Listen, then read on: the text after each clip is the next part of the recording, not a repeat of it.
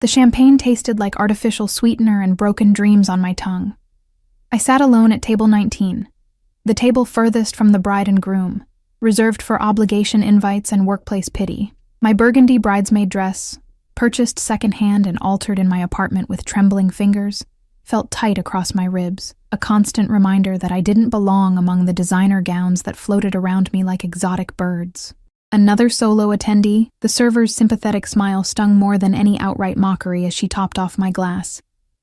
"Don't worry, honey. Weddings are meat markets. Someone might still notice you." I forced a smile that didn't reach my eyes and watched her glide away to more important guests. The wedding reception of Elise Montgomery, my childhood friend turned successful interior designer, sparkled with wealth and privilege in the grand ballroom of the Ashford Hotel. Crystal chandeliers cast diamonds of light across marble floors, where I'd never be able to afford even a coffee in the lobby. The centerpiece on my table, a towering arrangement of white orchids and sterling roses, probably cost more than my monthly rent.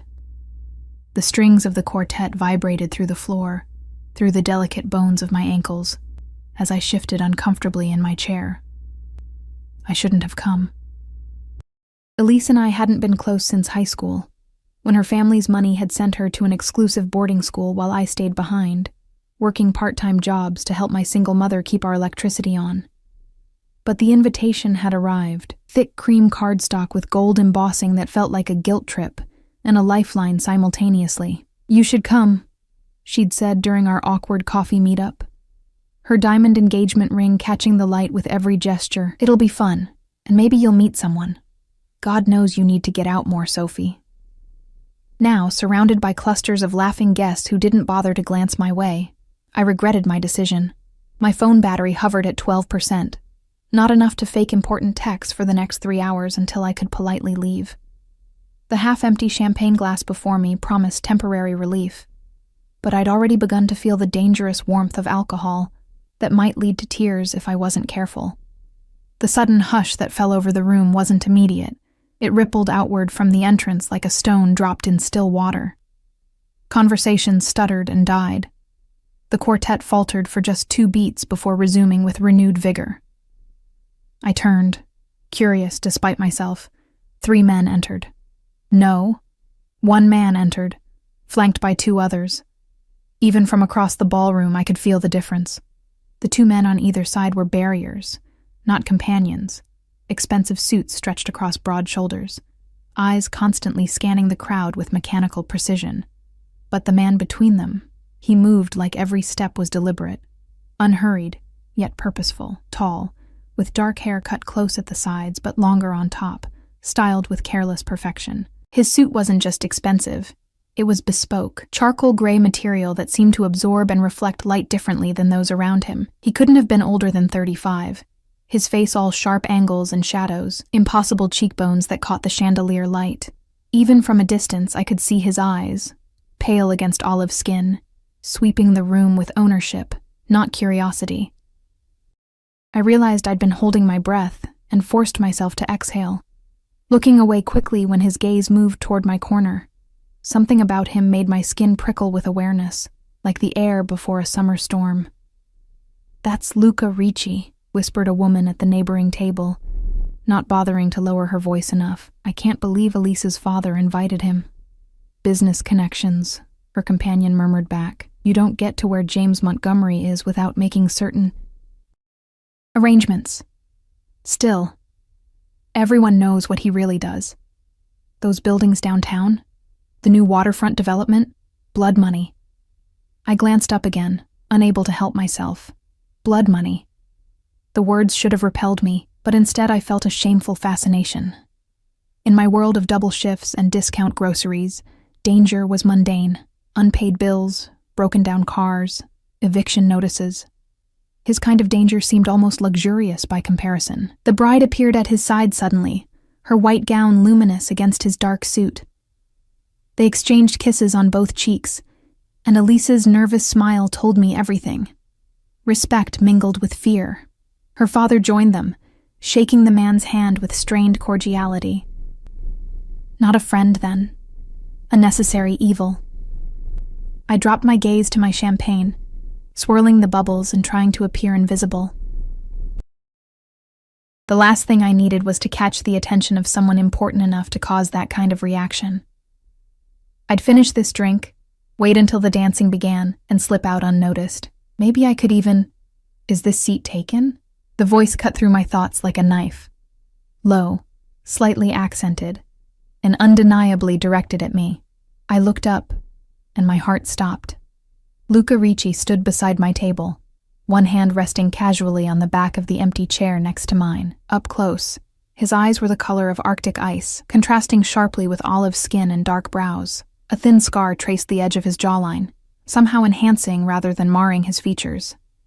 He smelled of something expensive and subtle, sandalwood and amber maybe, with undertones I couldn't identify. Behind him, at a careful distance, stood one of his guards, gaze sweeping continuously, one hand always near his jacket. The other had positioned himself by the nearest exit. No, I managed, my voice sounding strange to my own ears. It's not taken. Something that wasn't quite a smile touched his lips. Good. Instead of sitting, he remained standing, his gaze moving deliberately over the empty chairs, the untouched place settings, the obvious isolation of my position. The silence stretched between us until it became unbearable. Not exactly the place of honor, is it? He finally said, his accent wrapping around the words like silk over steel.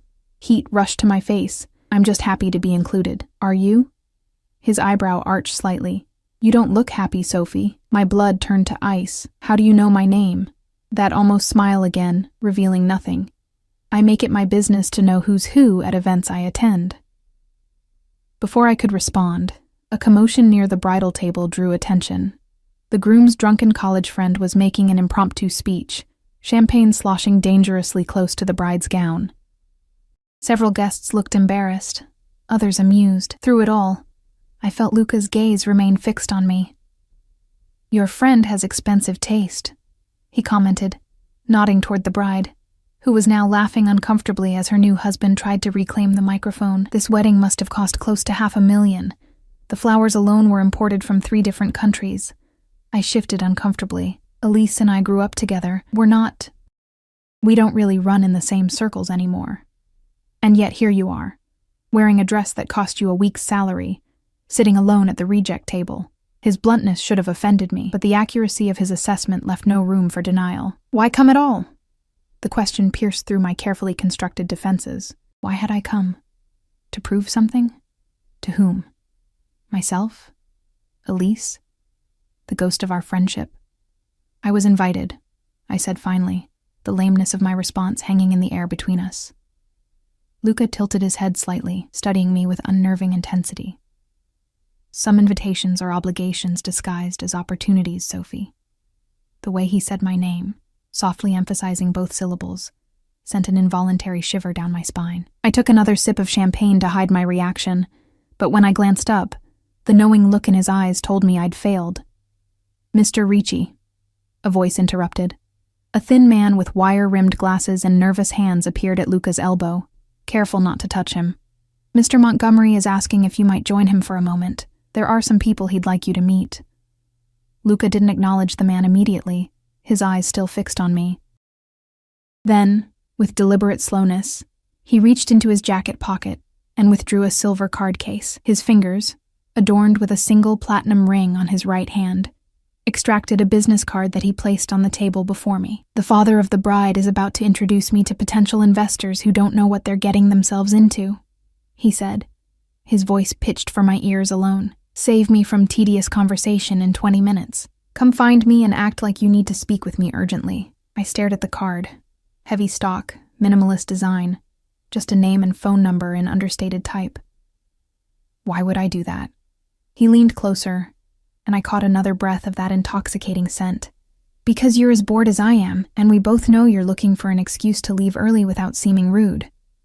His gaze flicked toward the dance floor, where couples had begun to gather. Besides, I need a partner for at least one dance, and you're the only person here who won't try to impress me with their stock portfolio or their father's connections. Before I could formulate a response, he straightened and turned to follow the nervous assistant. Over his shoulder, he added, 20 minutes, Sophie. Don't make me come looking for you. I watched him walk away, moving through the crowd that parted before him like water around a stone.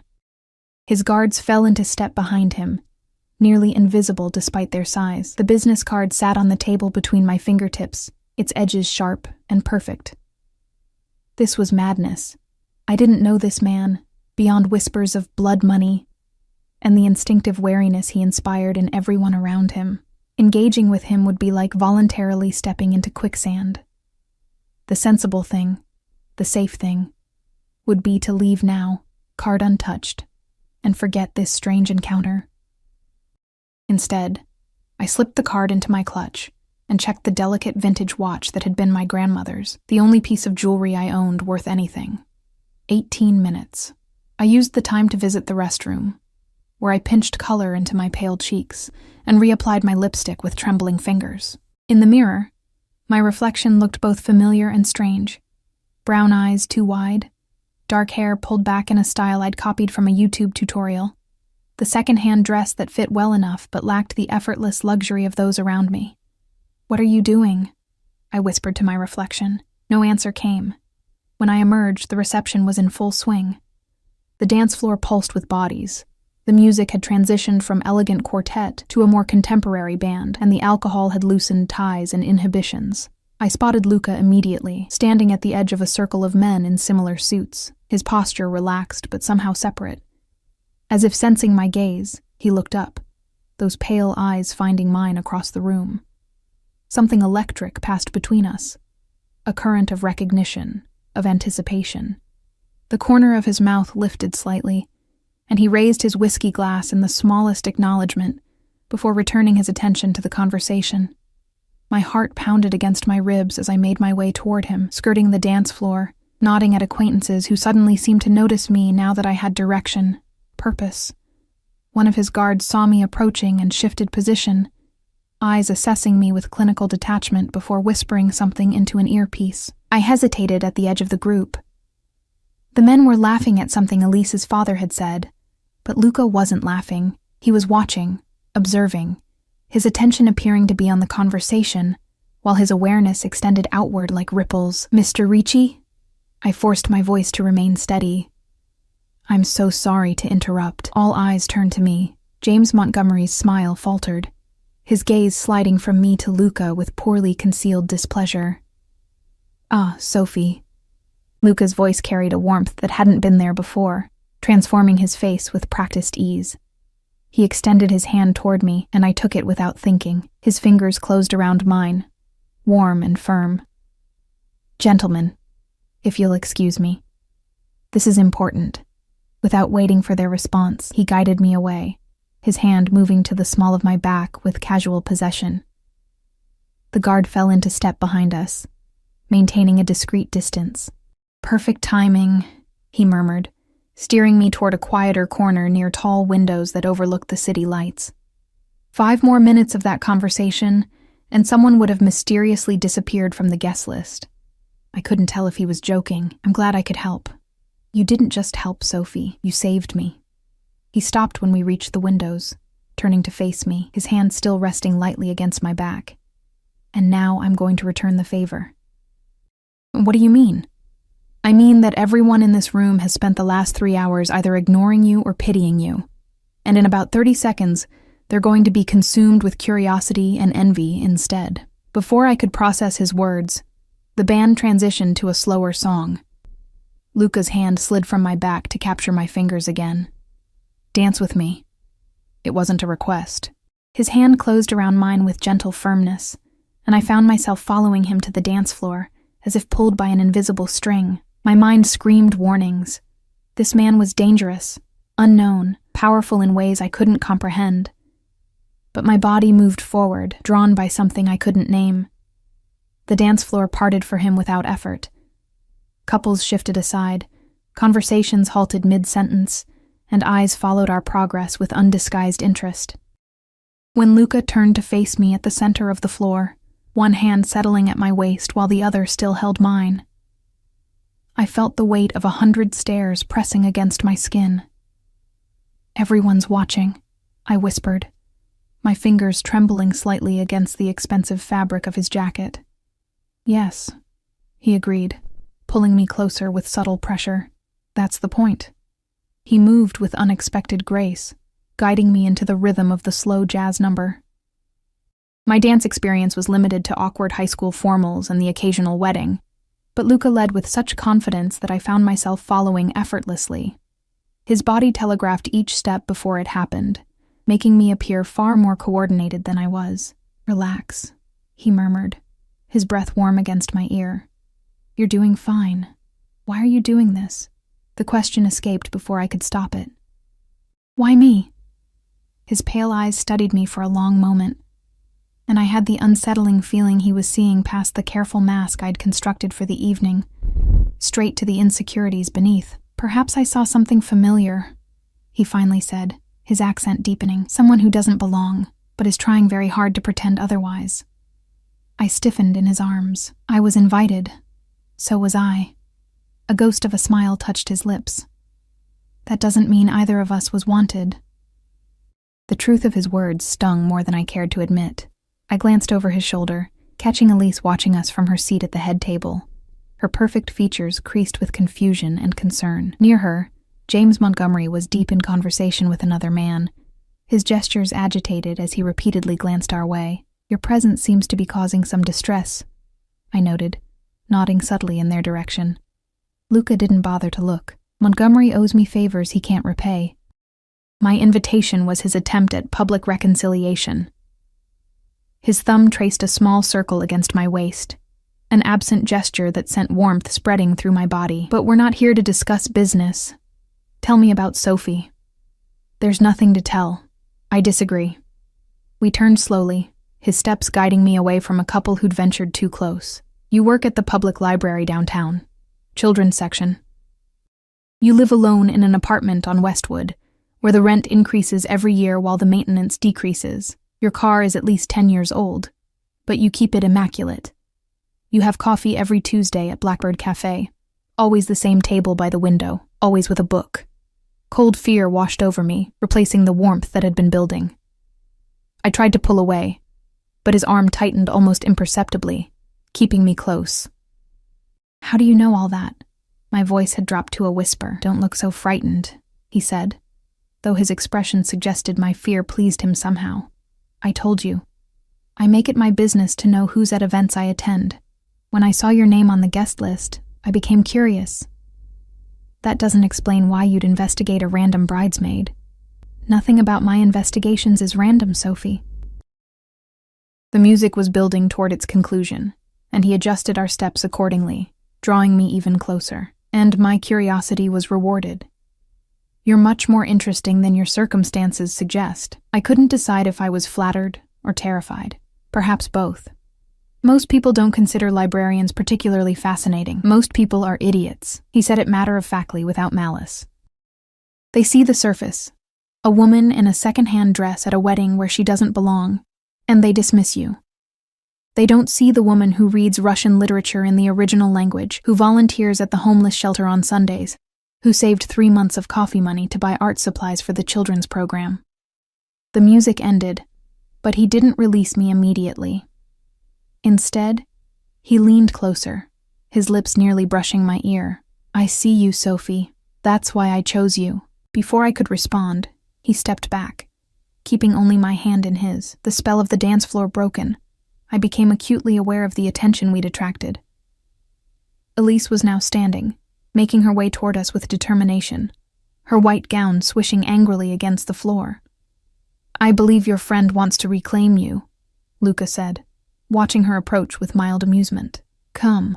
I need some air, and you need an escape before she interrogates you." He led me from the dance floor with the same confident ease, his hand now resting possessively at the small of my back. One of his guards materialized ahead of us, opening a side door that led to a private terrace I hadn't known existed.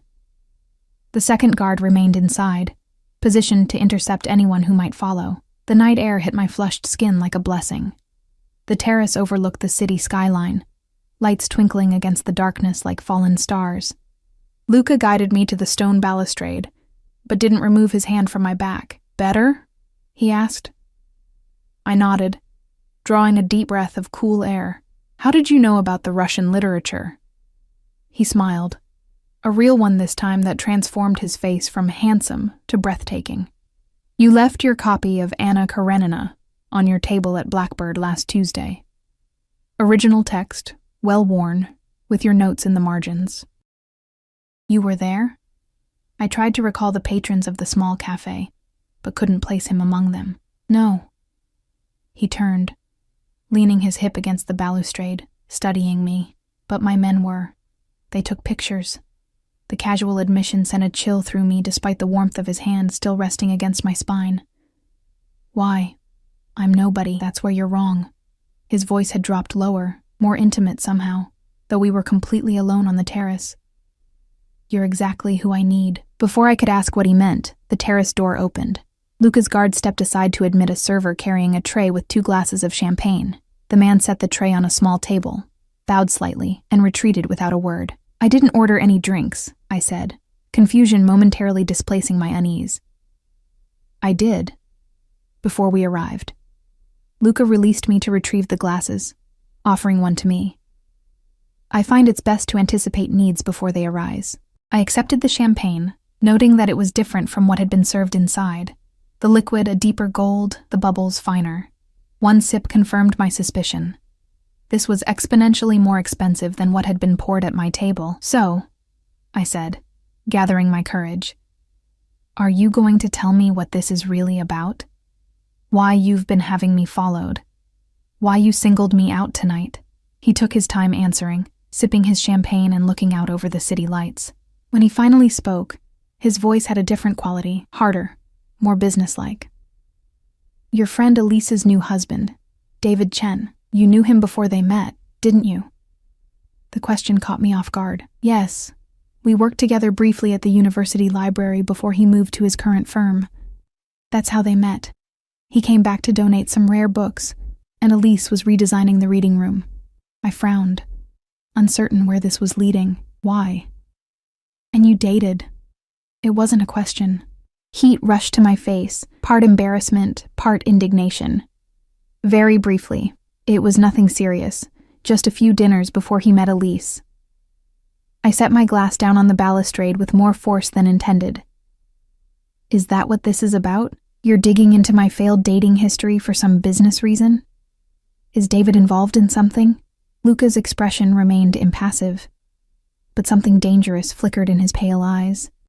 "David Chen has been moving money through charitable foundations, including substantial donations to the library where you work. On the surface, it appears philanthropic. Underneath, it's something else entirely." My mind raced, trying to connect the dots.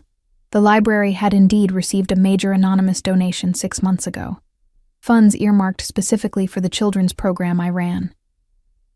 It had seemed like a miracle at the time, allowing us to expand services we'd been forced to cut due to budget constraints.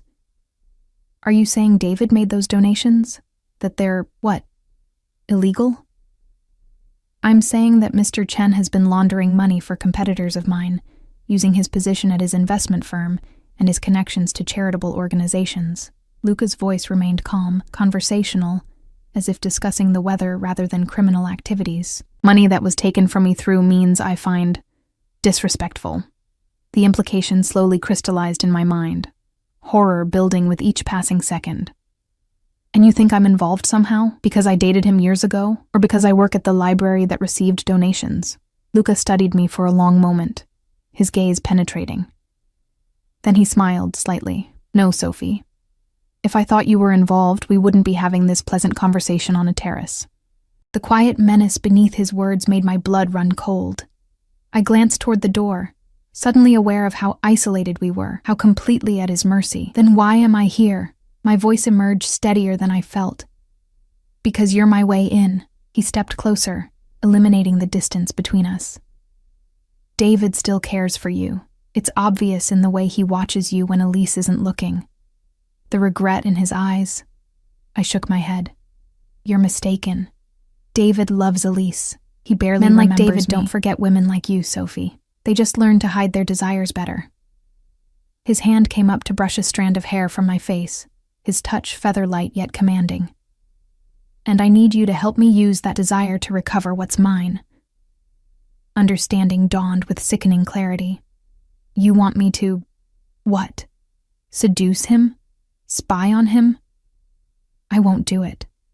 Nothing so crude. His fingers lingered against my cheek. I simply need you to renew your friendship.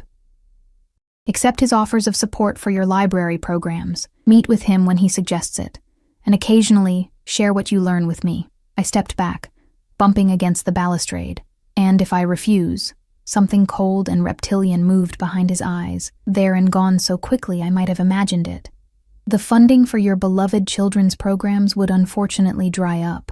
The library might face unexpected tax audits, zoning issues.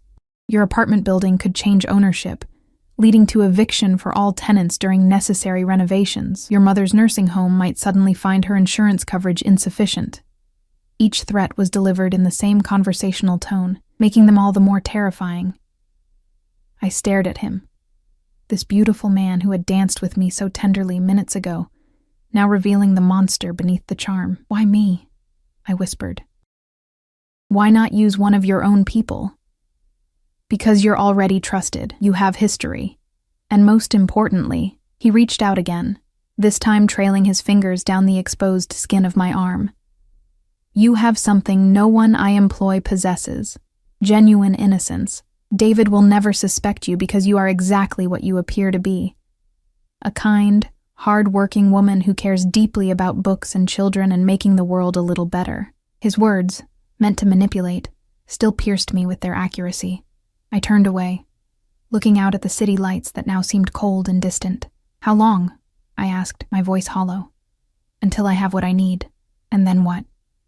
You'll just let me go back to my life? He moved to stand beside me, his shoulder brushing mine. If you serve me well, Sophie, your life will be considerably improved. The children's programs will receive funding beyond your wildest dreams. Your mother will have the best care available. Your career will advance. And if I go to the police right now? Luca laughed softly. With what evidence? The word of a librarian against one of the city's most respected businessmen? Besides, he added, his voice dropping to a whisper, half the department is on my payroll. The other half knows better than to interfere in my affairs. I closed my eyes, feeling trapped in a nightmare I couldn't escape. Everything in me rebelled against what he was asking, yet I could see no way out that didn't result in destruction, not just for me, but for everyone I cared about. I need your answer, Sophie. His hand settled on my waist again, warm and heavy through the thin material of my dress. Will you help me? Before I could respond, the terrace door opened again. Luca's guard appeared, his expression tight.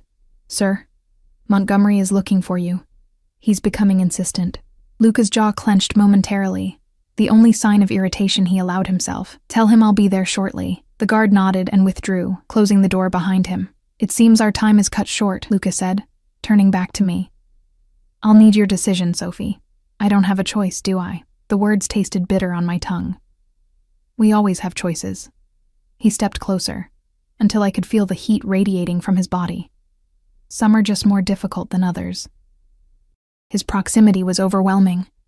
The subtle scent of his cologne, the warmth of his breath, the intensity of his gaze. Despite everything, despite knowing what he was and what he wanted from me, my traitorous body responded to him, heart racing, skin flushing. If I do this, I said, forcing strength into my voice, I have conditions. His eyebrow arched in surprise, then amusement. Conditions? No one gets hurt. Not David, not Elise, not anyone else. This is between you and him. I won't help you punish innocent people. Luca studied me for a long moment, something like respect flickering in his eyes. Agreed. No innocent blood. As for David, he shrugged elegantly. That depends entirely on his cooperation. It wasn't the guarantee I wanted, but I suspected it was the best I would get. And when it's over, you'll leave me alone. Completely. No more surveillance. No more involvement in my life. This time, he didn't answer immediately. His hand came up to cup my face, thumb brushing across my cheekbone with surprising tenderness. We'll discuss terms when the time comes. For now, he leaned forward, his lips brushing my ear. I need to return inside before Montgomery sends a search party. You should wait 5 minutes, then follow. We shouldn't be seen leaving together. He pulled back slightly, his eyes searching mine. Whatever he saw there must have satisfied him, because he nodded once, decisively. I'll contact you tomorrow with details. Until then, Sophie. With that, he released me and walked to the door, his movements fluid and controlled. Just before exiting, he paused, looking back over his shoulder. Thank you for the dance. It was the only sincere moment of my evening. Then he was gone, leaving me alone on the terrace with the weight of what I'd just agreed to pressing down on my chest like a stone. I turned back to the city lights, gripping the balustrade until my knuckles turned white, trying to steady my breathing. What had I done? What had I agreed to? And why? Despite the fear and moral revulsion churning in my stomach, did part of me feel more alive than I had in years? Sleep eluded me that night. I tossed in my narrow bed, replaying every moment of my encounter with Luca, searching for some way out of the trap I'd willingly walked into. By the time dawn's gray light filtered through my thin curtains, I'd convinced myself it had all been an elaborate mind game, that Luca Ricci had simply been amusing himself with the lonely bridesmaid, that his threats and propositions were nothing but cruel entertainment. Then my phone chimed with a text from an unknown number. Good morning, Sophie. Car will arrive at 9:30. Wear something casual but elegant. My stomach twisted into knots. This was real. All of it. I considered ignoring the message, pretending I'd never received it, but the memory of his cold, precise threats kept me from deleting it. Instead, I dragged myself to the shower, letting the hot water wash away the night's restless thoughts, if not the anxiety that had settled into my bones. My apartment, a small one-bedroom in a building that had seen better days decades ago, felt suddenly vulnerable, exposed. Had his men been here? Had they catalogued my possessions, my habits, my weaknesses? I glanced at the framed photo of my mother and me on the bookshelf, taken before her illness had stolen her independence, and felt a renewed surge of determination. I would play Luca's game, but on my terms. Somehow, I would protect everyone I cared about. At precisely 9:30, my phone chimed again. Outside. No name this time. None needed. I smoothed down the navy blue dress I'd chosen. Simple, modest, the most expensive item in my closet aside from the bridesmaid dress, and took a deep breath before leaving my apartment. On the street below, a sleek black Bentley waited, its windows tinted to obscurity. As I approached, the rear door opened, but the interior remained shadowed. Miss Miller. The driver, one of the guards from the wedding, nodded politely as I hesitated by the open door. Mr. Ricci is expecting you. Expecting, not waiting. The distinction was clear. I slid into the cool leather interior, half expecting to find Luca beside me, but the back seat was empty.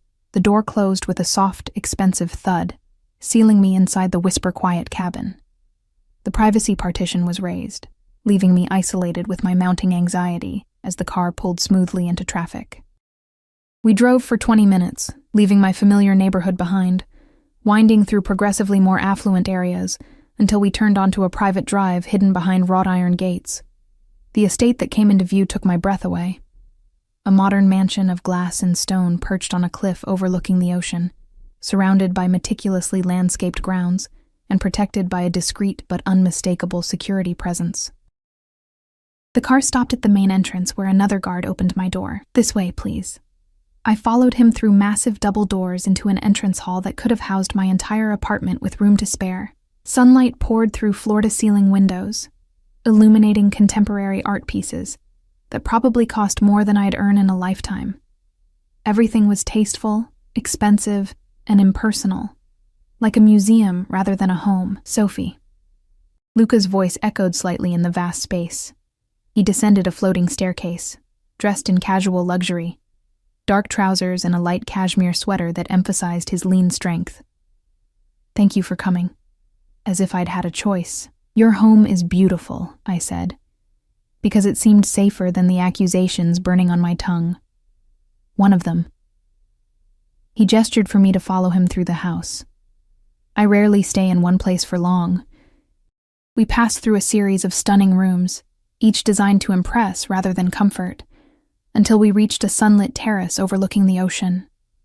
A table had been set for breakfast, the white linen cloth fluttering gently in the sea breeze. Please sit. He pulled out a chair for me, the picture of courtesy. Are you hungry? I wasn't, but refused to show weakness. Yes, thank you. He nodded to a waiting server, who immediately appeared with coffee and a selection of pastries that would have made a French patisserie envious. Luca waited until we were alone before speaking again. I imagine you have questions. I set down my coffee cup carefully, several hundred, but let's start with the most pressing. What exactly do you expect me to do? Direct. I appreciate that. He leaned back in his chair, studying me with those pale, unsettling eyes. David Chen has been moving money, my money, through a series of charities, including your library's foundation. I need to know where that money is going, who else is involved, and most importantly, where he's keeping the documentation of these transactions. And you think he'll just tell me these things? A librarian he briefly dated years ago? No, but I think he'll try to reconnect with you, especially now that he's seen you with me. Luca's lips curved in a cold smile. Human nature is predictable. He'll be curious, perhaps even concerned. He'll want to know what your relationship is with someone like me. I frowned. You planned that? The dance, making sure everyone saw us together? I plan everything, Sophie. He said it without arrogance, a simple statement of fact. When David approaches you, and he will, you'll express mild concern about library funding. Mention the recent anonymous donation. Watch his reaction. And if he doesn't approach me, he will. Luca sipped his coffee with absolute certainty. But if something delays him, we'll create another opportunity, perhaps a fundraising event for the library, where your paths would naturally cross. The casual way he discussed manipulating people's lives, my life, made my skin crawl. Yet I couldn't deny his strategic mind, the careful construction of his trap. What happens when I get this information? I asked, trying to keep my voice steady. What will you do with it? With him? Luca set down his cup, his expression unreadable. That depends entirely on what we discover, and how cooperative Mr. Chen decides to be. My preference is always for civilized resolution. Something in his tone suggested his definition of civilized might differ significantly from mine. I won't help you hurt anyone, I reminded him, meeting his gaze directly. So you've said. He studied me for a moment, then changed topics abruptly. Tell me about your work at the library. The sudden shift left me momentarily off balance. Why? Because I want to know. His tone made it clear this wasn't optional. So I told him about the children's reading programs I'd developed, the grant applications I wrote in my spare time, the mobile library initiative for underserved neighborhoods. To my surprise, he listened with apparent interest, asking thoughtful questions that demonstrated he was actually paying attention. You care deeply about your work, he observed when I finished. Books saved me as a child. I want to give that same refuge to others. Something flickered in his eyes. Recognition, perhaps. Refuge? Yes. He was quiet for a moment, then asked, What did you need refuge from? The question was too personal, too close to vulnerabilities I kept carefully guarded. Everyone needs escape sometimes. He accepted my evasion with a slight nod. True enough. A discreet cough announced the arrival of one of his men, different from the wedding guards, this one older, with graying temples and shrewd eyes. Everything is arranged, sir, the man said. Thank you, Marco. Luca stood, extending his hand to me. Come, there's something I want to show you. Hesitantly, I placed my hand in his, allowing him to help me from my chair. His fingers closed around mine with that same gentle firmness from our dance, leading rather than forcing. He guided me through the house to a room I hadn't seen before, a library that took my breath away. 2 stories of floor-to-ceiling shelves housed what must have been thousands of volumes, many appearing rare and valuable. A spiral staircase connected to a balcony that wrapped around the entire space, while comfortable reading areas were arranged throughout. Unlike the rest of the house, this room felt lived in, personal. Oh, I breathed, unable to hide my reaction. Luca watched me, something like satisfaction in his expression. I thought you might appreciate this. Appreciate was an understatement. I moved forward as if drawn by a magnet, running my fingers lightly over leather bindings, cloth covers, examining titles in multiple languages. First editions sat alongside contemporary works, organized not by conventional library systems, but by some personal preference I couldn't immediately discern. "This is incredible," I admitted, forgetting for a moment who he was, what he represented. "Do you actually read all these?" "Everyone." He followed me as I explored, keeping a slight distance that nonetheless felt like closeness. Books were my first investment. Before properties, before businesses. I paused at a glass-fronted case containing what appeared to be ancient manuscripts. These must be worth a fortune. Their value to me isn't monetary. He moved beside me, opening the case with a key produced from his pocket. Carefully, he removed a small, leather-bound volume. This was the first book I ever purchased for myself. I was 12. He handed it to me, and I accepted it with reverent hands. A first edition of Machiavelli's The Prince in the original Italian. The irony wasn't lost on me. "Appropriate," I murmured, carefully opening it to find a bookplate inside with elegant script. Luca Antonio Ricci, 1999. "You think it's cliché?" There was amusement in his voice. "The future crime lord reading Machiavelli?" I glanced up, startled by his blunt self-description. "I think it's revealing." "How so?" I chose my words carefully. Machiavelli understood that power isn't inherently moral or immoral. It's a tool. What matters is how skillfully it's wielded. I closed the book gently. "You read this at 12.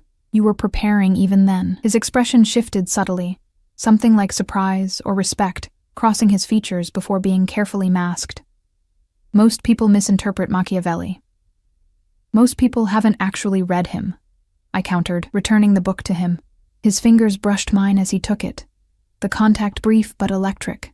Full of surprises, aren't you, Sophie?" Before I could respond, a phone rang somewhere on his person. He checked it with a frown, then replaced the book in its case. "Business," he said, the warmth that had crept into his voice now gone. "I need to take this. Marco will show you around the grounds while I deal with this matter." Just like that, the moment, whatever it had been, was broken. The older man appeared in the doorway as if summoned, his expression professionally neutral. "Of course," I said, trying not to show my relief at the reprieve from Luca's intense presence. "Thank you for showing me your library."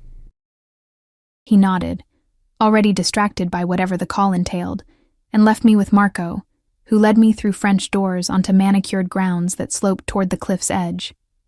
"Mr. Ricci rarely shows guests his private collection," Marco commented as we walked. His tone was conversational, but I sensed an undercurrent of assessment. "It's impressive," I said noncommittally. "Indeed." He glanced at me sidelong. "You're not what I expected." "And what did you expect?" A small smile touched his weathered face. "Mr. Ricci's companions are usually more decorative than substantive." I bristled at the implication. "I'm not his companion." "No," Marco agreed, his gaze too perceptive for comfort. "You're something else entirely." We continued in silence after that, walking through gardens that would have made landscape architects weep with envy. Everything was perfect, controlled, beautiful, like Luca himself. Yet there was something hollow about it all, as if the beauty was a facade covering something darker beneath. An hour passed before Luca rejoined us, his expression unreadable as he approached. "I apologize for the interruption. Business matters can't always wait." "Of course," I said, wondering what business had required his attention. Nothing legal, certainly. Unfortunately, our day must be cut short. He gestured toward the house, where I could see the Bentley waiting in the circular drive. "Marco will take you home. We'll continue our discussion soon." The abrupt dismissal caught me off guard. "That's it? I came all this way for breakfast and a tour?" A flash of something, amusement, irritation, crossed his face. "Consider it an introduction, Sophie. There will be more meetings, I assure you." He stepped closer, into my personal space, and before I could react, he leaned down and pressed his lips to my cheek. A gesture that might have appeared affectionate to observers, but felt like a brand against my skin. "Watch for David," he murmured against my ear. "He'll come to you within the week, and Sophie..." His hand closed around my wrist, gentle but inescapable. "Remember who you belong to now." Then he released me, stepping back with perfect composure. "Until next time." I wanted to protest, to tell him I didn't belong to anyone, least of all him. But the words died in my throat. Instead, I nodded stiffly and turned toward the waiting car, feeling his gaze follow me every step of the way. As the Bentley pulled away, I caught a final glimpse of him standing on the steps of his beautiful prison, isolated in his power, watching me leave with those cold, calculating eyes. And despite everything, the threats, the manipulation, the danger he represented, I felt a confusing pang of something like loss. What was happening to me? Luca was right. David came to me exactly 4 days later.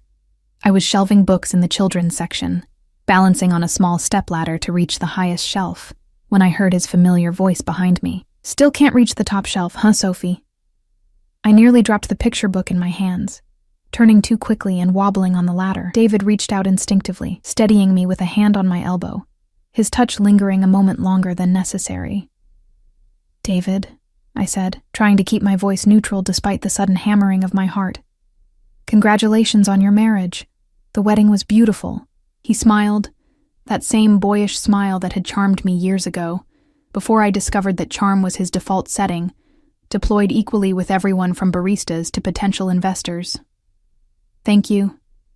He glanced around the colorful children's area, taking in the reading nooks and artwork. "The place looks great. I heard your programs have been expanding." I climbed down from the ladder, putting necessary distance between us. "Yes, thanks to a very generous anonymous donation. We've been able to extend hours and add weekend workshops." His expression revealed nothing, but I caught the slight tensing of his shoulders. Anonymous? How mysterious. Very. I shelved the last book, then turned to face him fully. "What brings you here, David? Somehow I doubt you've developed a sudden interest in picture books." He laughed, running a hand through his carefully styled hair. "Same direct Sophie. I've missed that." His expression grew more serious. "Actually, I wanted to check on you. After seeing you at the wedding with Ricci, I was concerned." There it was, exactly as Luca had predicted. The bait was taken. Concerned. I kept my tone light, curious. "Why would you be concerned about who I dance with?" David stepped closer, lowering his voice though no one was near enough to overhear. "Sophie, do you know who Luca Ricci is? What he does?" I feigned mild confusion. "He's some kind of developer, isn't he? He mentioned buildings downtown. That's his legitimate front." David's expression was grave, his concern appearing genuine, "but it's not how he made his fortune. He's dangerous, Sophie. Not someone you want to get involved with." "We just danced, David." I turned away, busying myself with straightening books that didn't need straightening. "Besides, I'm sure your new wife wouldn't appreciate you monitoring my dating choices." His hand caught my wrist, an echo of Luca's parting gesture that sent an uncomfortable shiver through me. "This isn't about Elise. It's about your safety. Ricci he's not who you think he is." I pulled my arm free, noticing how different his touch felt from Luca's. Less commanding, less affecting.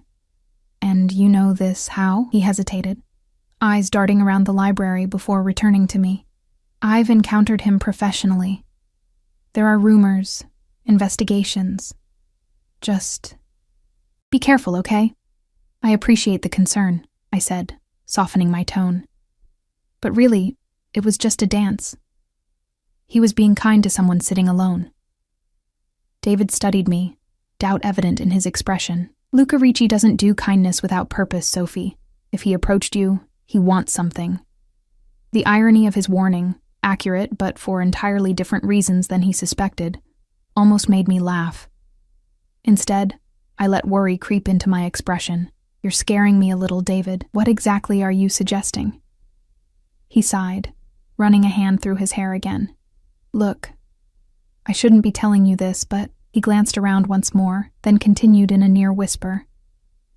"There's a federal investigation into some of Ricci's business dealings. Money laundering, specifically.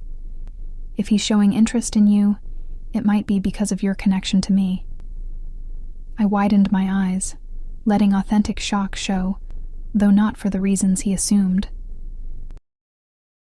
"Why would my connection to you matter? We barely dated, and that was years ago." because of my firm's involvement with certain charitable foundations. His expression grew increasingly uncomfortable, including the one that funds this library. And there it was.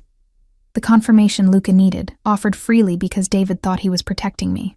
"Wait," I said, alarm rising in my voice. "Are you saying the donation we received, did it come from him? From illegal activities?" No. David rushed to reassure me, placing his hands on my shoulders. "The money is clean by the time it reaches you. The foundation is legitimate. But the sources..." He trailed off, clearly saying more than he intended. I stepped back, wrapping my arms around myself. "I don't understand any of this, David. Why are you really here? What do you want from me?" His expression shifted, became more earnest. "I want you to be safe. If Ricci contacts you again, call me immediately." He pulled a business card from his wallet, pressing it into my palm. "Day or night. And if he asks about me, about my work, about the foundation, tell me, please." I stared at the card. Heavy stock with embossed lettering, so similar yet so different from the one Luca had given me at the wedding. "You're asking me to spy on him. I'm asking you to protect yourself," David insisted. "And yes, to help stop someone who's hurting a lot of people." The irony was almost too much to bear. Two men, both asking me to betray the other, both claiming moral high ground while standing in shadows. "I need to get back to work," I said finally, tucking the card into my pocket. "But I'll be careful, and I'll call if anything seems wrong." Relief washed over his features. "Thank you, Sophie." He hesitated, then added, "Maybe we could get coffee sometime, talk more about this? There's a lot you should know if Ricci is targeting you." I recognized the opening Luca had predicted. "I suppose that would be okay, for safety reasons." "For safety," David agreed, though something in his eyes suggested other motivations. "I'll text you." After he left, I locked myself in the staff bathroom, hands trembling as I pulled out my phone. Luca had instructed me to contact him immediately after any interaction with David, but now, faced with the reality of betraying someone, even someone potentially involved in illegal activities, my resolve wavered. What was I doing? Who was I becoming? Before I could reconsider, I typed a brief message to the number Luca had contacted me from. "David came to the library, warned me about you. Confirmed foundation connection. Wants to meet for coffee." The response came almost instantly. "Well done. Accept the coffee invitation. Car will pick you up at 8 tonight. We need to discuss strategy." My stomach twisted with dread and something else, something I refused to name. I stared at my reflection in the bathroom mirror, searching for signs of the person I'd been just days ago, before Luca Ricci had pulled me into his dark orbit. That woman was already fading, replaced by someone I didn't recognize. Someone capable of deception, of betrayal. Someone who, despite everything, felt more alive than she had in years. Luca was waiting in the Bentley when it arrived outside my apartment that evening. He wore a dark suit despite the casual setting, his presence filling the spacious interior with tension and unspoken power. "Sophie," he greeted me, his voice warming slightly around my name. "Right on time." I slid into the seat beside him, immediately aware of his scent, his proximity. "Do we really need to meet in person just to discuss a coffee date? I prefer face-to-face conversations for important matters." He studied me with those penetrating eyes. "Tell me everything David said, word for word."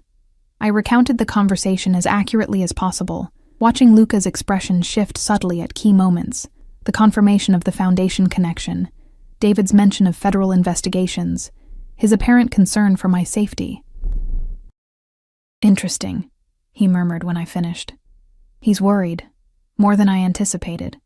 He seems genuinely concerned that you're using me to get to him." Luca's mouth curved in a cold smile. "He's not entirely wrong. So what happens now?"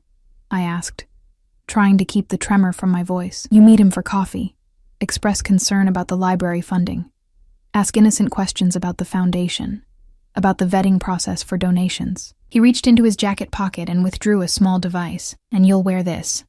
I stared at the object in his palm, a delicate silver bracelet with a small charm.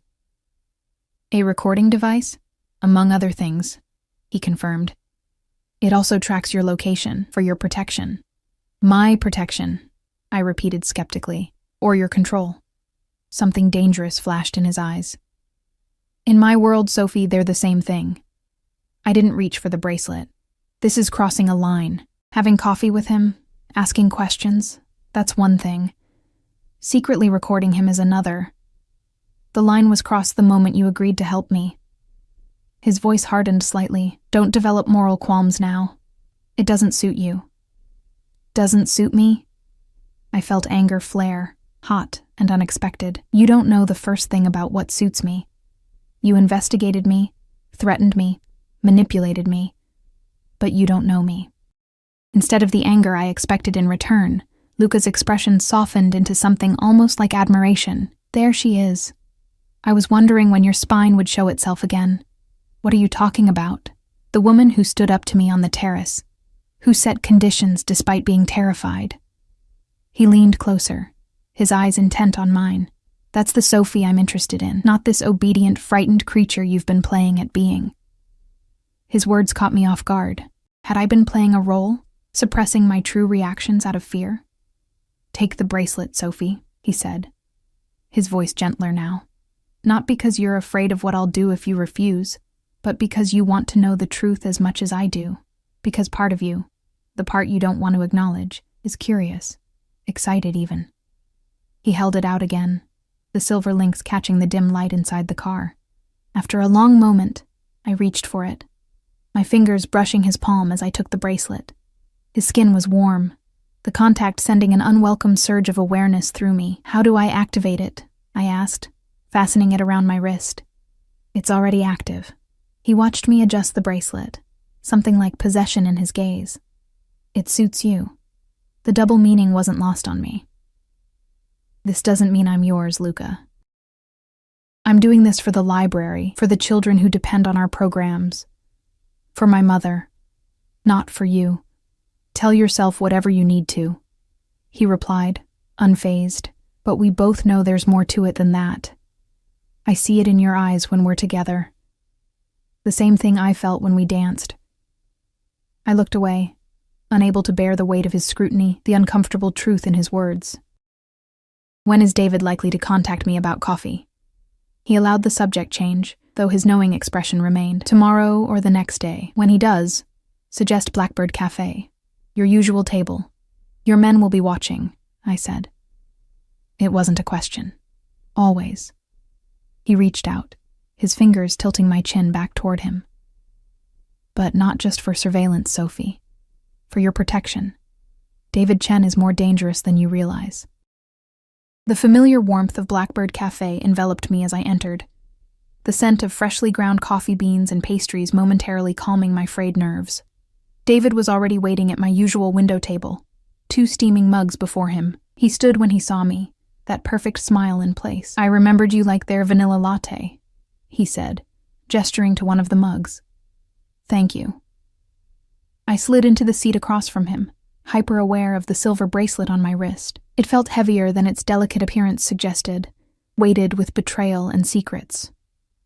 I'm glad you agreed to meet, David said, his expression earnest. I've been worried since our conversation at the library. I wrapped my hands around the warm mug, avoiding his gaze. I've been thinking about what you said, about the donation to the library. I glanced up, watching his reaction carefully. Could it really be tainted money? David leaned forward, lowering his voice. The situation is complicated, Sophie. The foundation itself is legitimate. It does real good work, but some of its funding sources are questionable. Like Luca Ricci, I prompted. His expression tightened. Among others.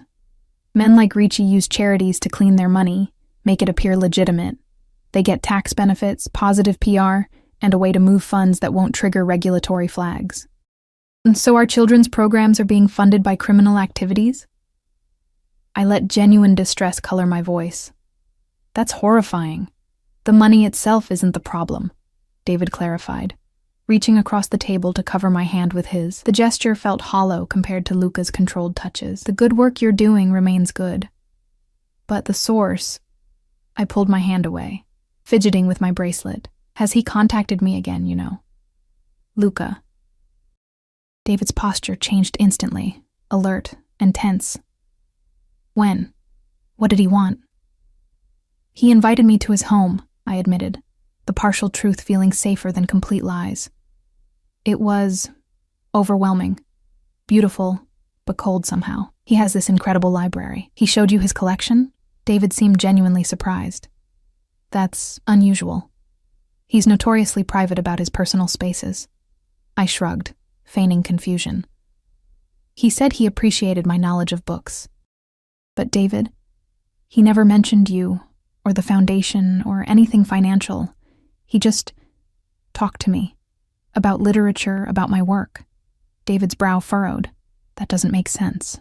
Unless... His expression shifted, realization dawning. Unless he's playing a longer game. Building trust before using you. Using me for what exactly? I pressed. You keep hinting at things but never speaking plainly. If you want my help, I need to understand what I'm involved in. He hesitated, internal conflict visible on his features. Finally, he sighed. Sophie, the less you know, the safer you are. But I can tell you this. Ricci believes I've taken something that belongs to him. Money, specifically. He's been looking for leverage against me for months. And you think I'm that leverage because we dated briefly years ago? Because of who you are, David corrected. Honest, genuine. Someone I still care about, despite everything. His eyes softened. He'll try to use that against me. The irony wasn't lost on me. Both men claiming the other was using me, both manipulating my emotions for their purposes. Yet somehow, Luca's straightforward coercion felt less insulting than David's emotional manipulation masked as concern. If you really think I'm in danger, I said carefully, maybe you should tell me more about what's really going on, where the money came from, where it's going. David's phone buzzed on the table. He glanced at it, frowning. I have to take this. It's the office. Excuse me for a moment.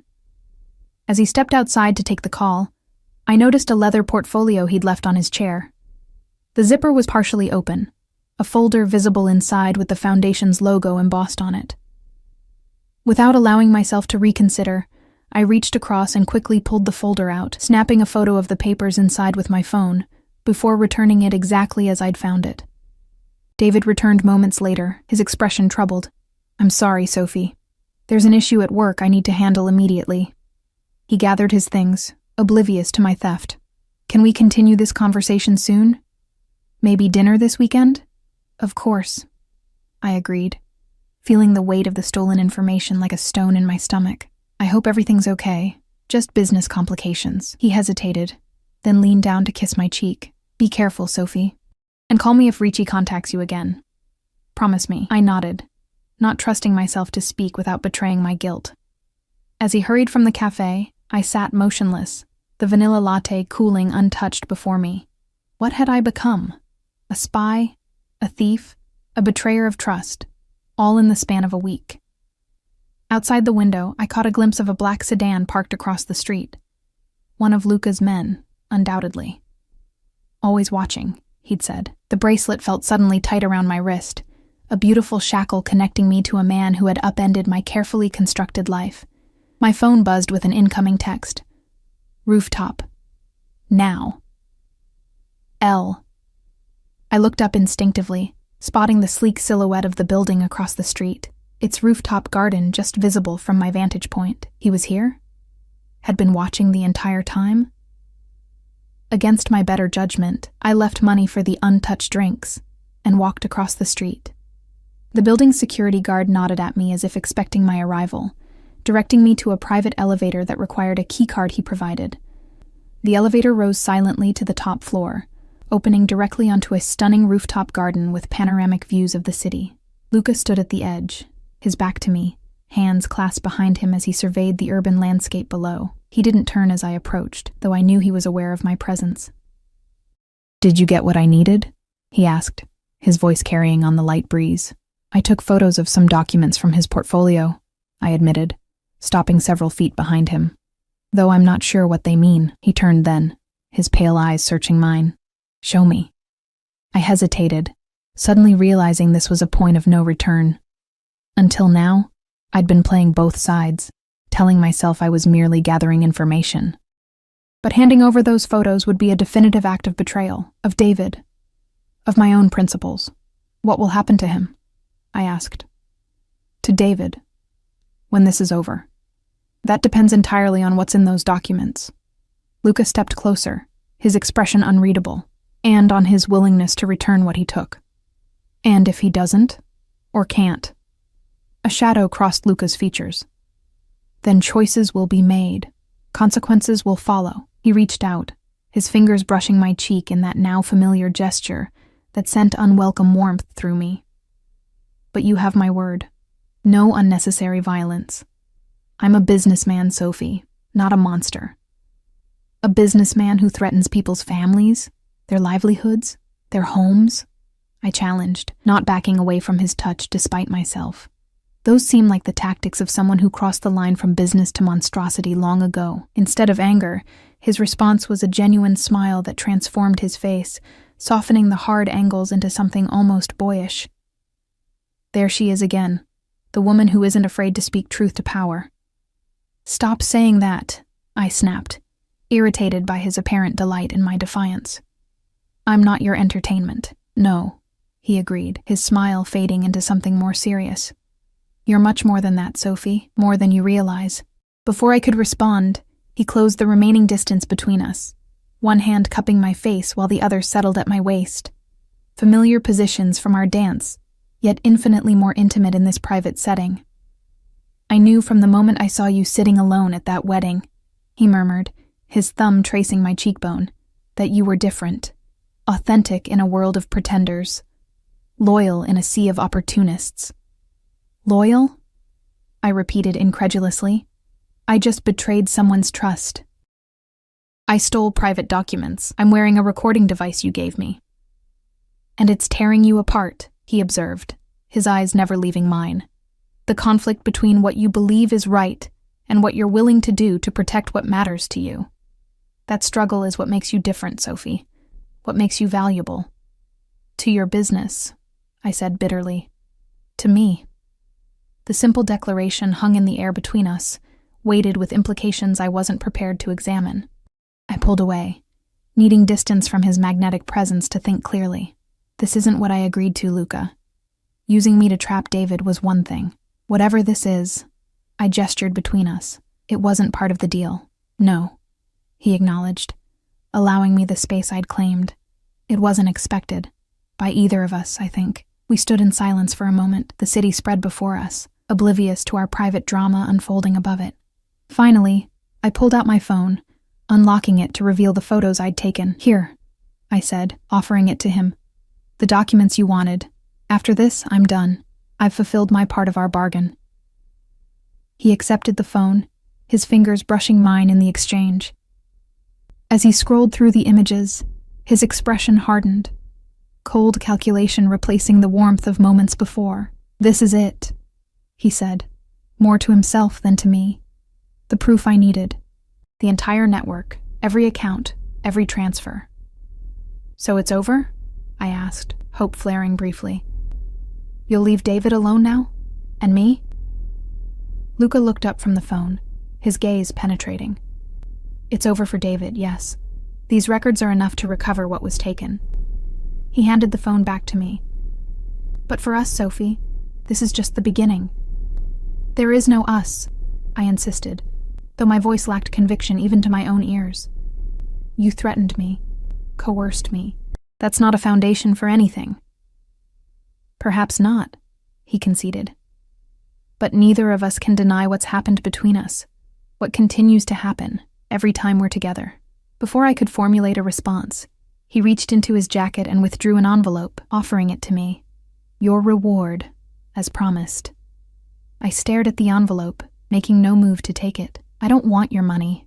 It's not money, he said, a hint of amusement in his voice. Open it. Cautiously, I accepted the envelope, breaking the seal to find documents inside. Legal papers I didn't immediately understand until I saw my mother's name. I looked up at him, confusion giving way to disbelief. "You've transferred her to the private wing of Lakeside Care Center," I whispered. That facility costs more than I make in a year." "She'll receive the best care available for the rest of her life," Luca confirmed. "Additionally, the children's programs at your library now have a permanent endowment, clean money, from legitimate businesses, before you ask. Your career, your mother, your passion projects, all secure."